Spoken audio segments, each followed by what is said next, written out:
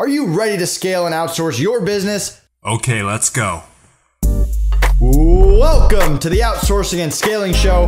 I'm your host, Nathan Hirsch, a show where we talk about everything Amazon, Shopify, e-commerce, and digital marketing.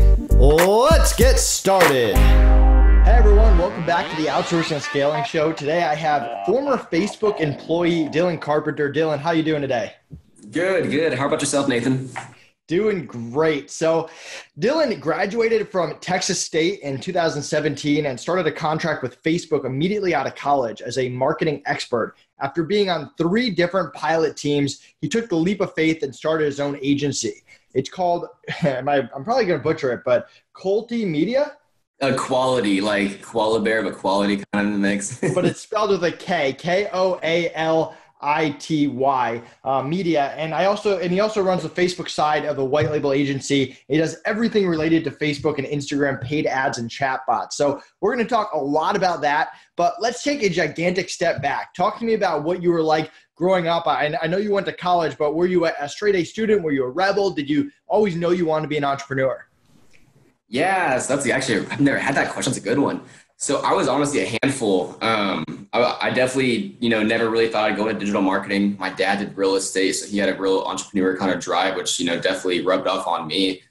And, my parents got divorced and everything, so I lived with my dad, which is a crazy story in general. But, with that, he was all business oriented. So I got a lot of my, good ethics and morals from him when it comes to, how I do operate business.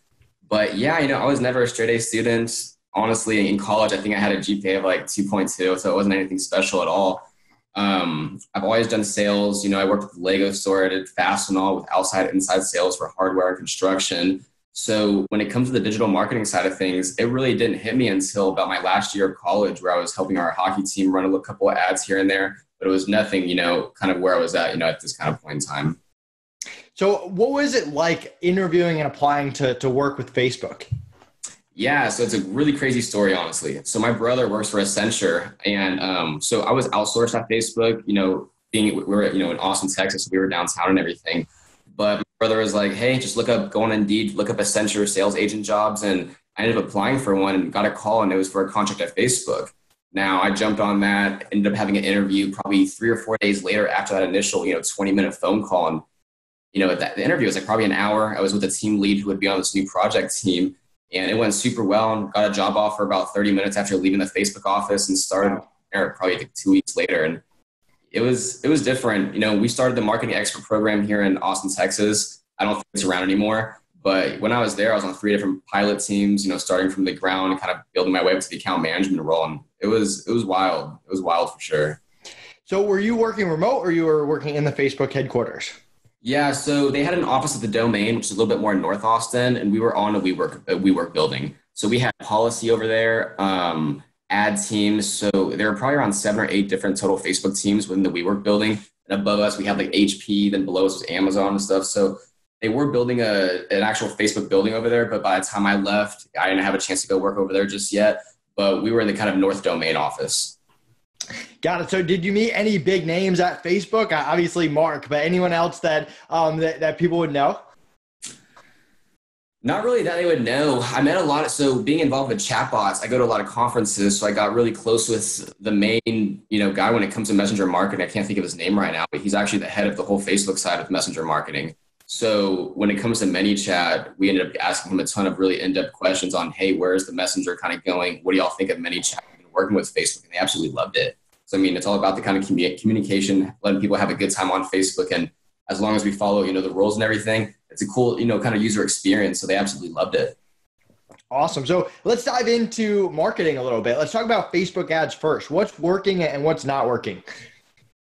Yeah. So it's changed a lot recently. It's I would say it's more of understanding the platform, knowing where everything is, understanding how the algorithm kind of works when it comes to kind of manual bids, testing, because it changes, pretty frequently. I would even say I did an article probably 3 or 4 months ago, and what my recommendations in there were, I probably wouldn't recommend that again now, because, it's changing so often. One of those big things is campaign budget optimization. So rather than setting budgets at the audience level, you do it at the campaign level, to where you let Facebook kind of allocate the budget accordingly, based on kind of what's performing the best. But since Facebook's rolling that out 100% come September, I feel like more and more people are using it. So it's kind of saturating a little bit where it's not as good as it was in the past. So we've kind of found some ways to kind of combat that and go back to the ad set budgets to where, it's a lot more time consuming, but of course the algorithm knows, kind of what it's doing, but if you're feeding it bad quality, it's going to get you bad quality results. So I would say the big thing is kind of understanding, it's 100% data oriented. So if you're a new business, you're not going to dive in and get sales out of the gate. You should really focus on your ideal audience, getting the correct people to your website so you can kind of build off that and take those next steps essentially. Do you get any glimpse into where Facebook ads are going? Yeah, I would definitely say so. They're moving more towards the group and event orientation because with Facebook, of course, we're the ones who make the money, but the advertisers are, they don't really care, to be honest. It's all about the user experience. So what Facebook sees is that a lot of people are getting a lot more into the events and group kind of aspect of Facebook. So they're going to be kind of allocating more of their, algorithm budgets, essentially that to kind of boost the group. They're going to have paid groups now. You can put pixels in groups so you can, build lookalikes off that and stuff. But they're really moving to more of what people enjoy on Facebook the most. And that's really just the events and the kind of group orientation side of things. So, out of all my clients, I'm always like, hey, if you have a good, B2C group, I would definitely say, make a group, have, frequently asked questions where people can collaborate because those groups are going to be worth a lot. If something happens to your page or something, you're going to have a whole group to kind of, come back with. So, it's not going to be a one-hit wonder. The more kind of channels and sources you do have to kind of reach your audience, the better. So if you have a group, events going on, email list, messenger list, the pixel, the more areas, the better. And of course, this is only Facebook. So you have Google, LinkedIn, kind of all over the place there. Yeah. And we're focusing on our group, Outsourcing Masters. And why is Facebook so much more into groups now than pages? I feel like back in the day, it was how many likes can you get on your page? And I feel like now all the attention is going towards the groups.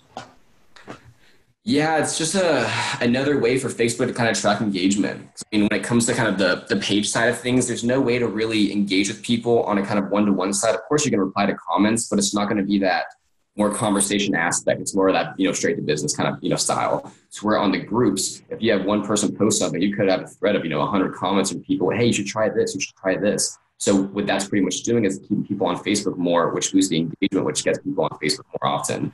So, at the end of the day, Facebook wants people as long as possible. So they're going to kind of really focus on those specific areas. They see those trends to make sure, it's continuing to kind of evolve, along with other platforms to make sure people are having a good user experience while also boosting, their rates up because, they got to share that with their shareholders. They don't want to show people, going down, over time. So. Right. Makes sense. Well, what about chatbots? What insights can you share there? Yeah, chatbots. I probably started with chatbots probably a year ago, and I thought I was way ahead of the curve, and I still feel like, we are, but I don't think they're going to be to their full potential for another year. We still see a lot of glitches.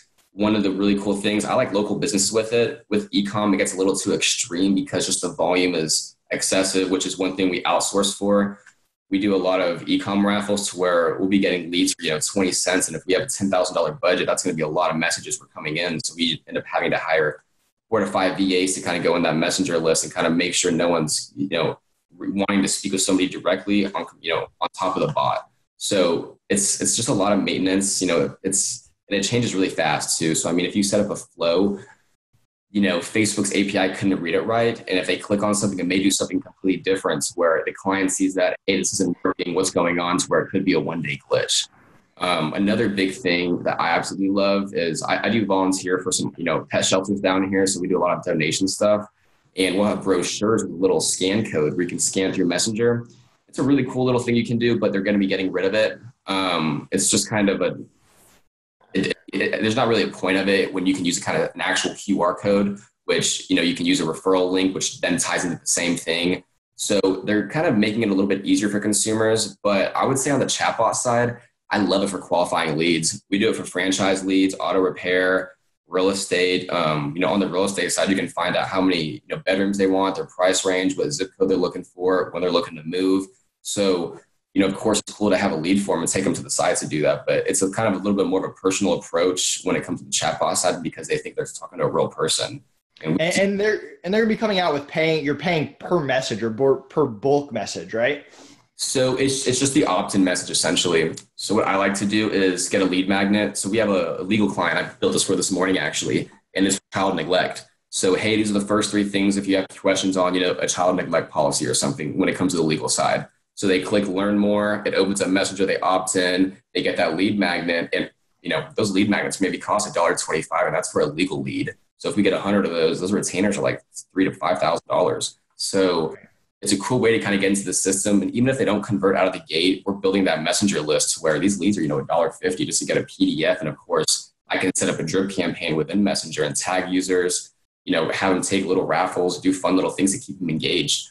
But with the chatbot side, the cool thing about it was the broadcasts where you can, of course, get people to opt in. If I got them for $1, I can send them a message for free whenever I want, as long as it wasn't promotional. But Facebook's going to be getting rid of that. So they're moving more to that pay to play model, which makes sense. It is what it is. We just kind of have to adapt and put the punches there. Makes sense. What about using Instagram and kind of combining it with the overall marketing strategy? What type of businesses should be spending more time on Instagram or Facebook or mini chats, and how do they kind of go all together? Yeah, so I personally see mini chat working better on Facebook. We always kind of test both the platforms side by side and see what performs the best. And I would say 95% of the time we end up rolling with 80% of the budget on the Facebook side, just because that's where the lowest kind of CPL is. Now, on the Instagram side, it completely depends on the product, what the offer is, and what kind of following they do have. We have a lot of fitness influencers, and they kill it on Instagram. It just really depends on how much data is on there and what kind of creative content they have. Because with Facebook, we could have 8 lines of text, with a really catchy image, but on Instagram, people are going to see that image first, and we only have 2 or 3 lines of copy. So we typically segment the Instagram versus Facebook pretty independently to kind of let them kind of take their own path, because they're going to perform completely different. And I would even say when it comes to kind of more top of funnel leads coming out of the gate, we almost always see cheaper conversions from Facebook. Even for our really big Instagram influencers, I mean, we always test it to see where the money is. But if we have a free ebook for, how to lose 6 inches in your waist in 6 months kind of thing, we can get leads for $1.50 on Facebook, but on Instagram, it may be $1.75. So when it comes to, a $10,000 a month budget, that little extra bit, I'd rather put that into Facebook. So it just really depends. But I mean, we've had numerous cases where Instagram performs better. It's just one of those cases that you really have to test, because it's not going to be a one-hit wonder. And, luckily Facebook has a pretty cool tool called automatic placements where, it places the ad where people are most likely to convert. Now with that, I'd be very careful with audience network, because it's within apps. It's when people go to websites. So the quality of traffic is typically a lot crappier. You get really good click-through rates and cost per clicks. What we found is that that audience just, is really bad at converting unless you're working with people 50 plus, which is, a little bit different, but, it's all about testing there. Yeah. So what else did I miss? Tell me more about marketing before we talk more about VAs and hiring. I know you use a lot of remote talent as well. Yeah. So on the Facebook side, I mean, when it comes to really understanding kind of what's going on, I usually just recommend just test. Of course, that's the biggest thing. But, I audit so many accounts where people think they can, build one ad and test one audience, they're going to scale to the moon. Now, whenever we launch new accounts, I usually recommend, probably 3 to 4 different campaigns. Within each campaign, I'll have 10 to 12 audiences, depending on what the budget is. And within each audience, we'll have, 4 to 6 ads. So, we could, ultimately start off with, 40 to 50 audiences, over 300 ads. And, what that pretty much does is with these different ads, Facebook places them in different pockets because, some do better than others, vice versa the next day. So you kind of give yourself a little bit more leeway. And it's kind of one of those concepts, why throw one dart to get a bullseye when you can throw 20? And luckily there are a lot of automated rules to kind of make sure no CPLs go crazy. Facebook doesn't blow out your budget. But things kind of along that line to have a little safety net, because it's changing a lot more to where you kind of have to throw stuff at the wall and kind of hope it sticks. It's a terrible way to kind of say it, but with Facebook, of course, one thing to keep in mind is you can't fall in love with campaigns. Audiences are creative, because I'll have some accounts where you have campaigns running for 6 months and they kill it. But, of course, one day they, crap the bed. And of course you can't do much after that. You have to, continuously be testing new things, because nothing lasts forever, Right. Makes sense. So talk to me about hiring. What are you as an agency owner using virtual assistants and freelancers for? Yeah, so on the VA side of things, like we mentioned on the chatbots, we usually have them kind of monitor the actual messenger. because, on these raffles, it's such a good offer. So we're getting leads, very cost effective. So we have some little local businesses getting, 500, 600 messages a day. And, they're nowhere near prep for that. So on the VA side, it's really more on monitoring the messenger side and building out, actual dashboards, the reporting side of things, to where I build out all the ads, I give them the integrations they need, to where they just kind of, actually structure the custom reports for me. And then, of course, they don't do anything client facing. They relay it all through me on the VA side. So on the VAs, they're a little bit more in the dark, where they have specific tasks based on what I think is, like $8 per hour, $10. So I usually segment my little task on, hey, what's it worth to me? How much can I get out to somebody else? So I have some things worth $5 to me, some worth 10, and it kind of really fluctuates there.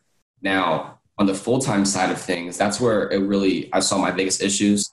Of course, I wanted to bring somebody on, train them from scratch, because with Facebook, I had no idea what I wanted to do. And I just kind of got in the trenches and learned, my way up there. So I kind of felt the same way, but we were kind of scaling too fast, to where I needed somebody who had actual, experience with Facebook ads, knew the platform, knew how to scale a little bit, knew how to optimize. And that's what's working the best for me right now. Of course, I'm probably going to be hiring 2 more guys by the end of the year. And one of them will have experience in Facebook, with the other, I'm going to bring them in from scratch and just have them shadow me for 2 or 3 months, learn how to scale, what I'm looking at, what KPIs to kind of keep an eye on, what raises red flags. But, in this industry, you really don't need experience. I would definitely say it's more of having the work ethic.